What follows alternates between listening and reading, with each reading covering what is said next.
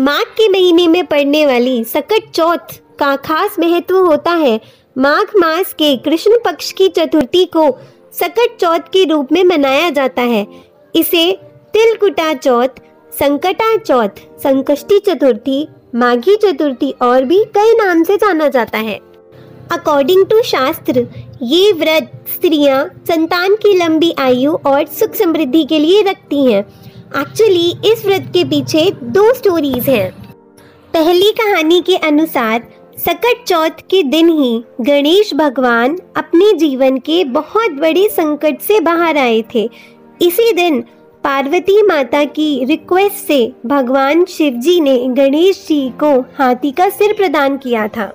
दूसरी कहानी के अनुसार सतयुग में एक महान राजा थे जिनका नाम सत्यवादी राजा हरिश्चंद्र था। उनके राज्य में कोई भी अपाहिज, दरिद्र या दुखी नहीं होता था। उन्हीं के राज्य में एक ऋषि शर्मा नामक तपस्वी ब्राह्मण रहते थे।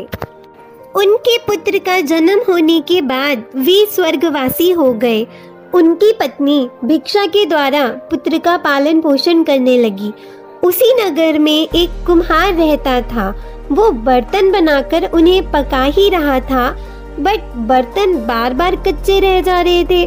कुम्हार ने तांत्रिक से पूछा तो तांत्रिक ने कहा, अगर तुम्हें अपने बर्तन पकाकर तैयार करने हैं तो तुम्हें इसके लिए किसी की बलि देनी होगी, तभी तुम्हारा काम बनेगा।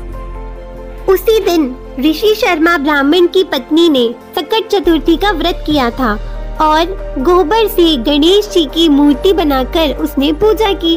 तभी उसका 5 साल का बेटा गणेश जी की मूर्ति के साथ खेल रहा था और खेलकर अपने घर के बाहर चला गया।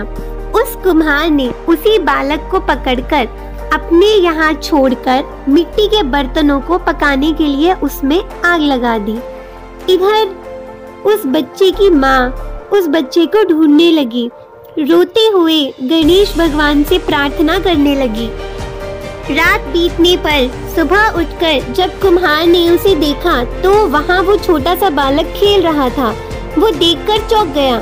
उसने तुरंत अपने राजा को बताया और उसके सामने अपनी गलती स्वीकार की। तब राजा ने मंत्री को बाहर भेजा ये जानने के लिए कि ये पुत्र किसका है और कहाँ से आया था।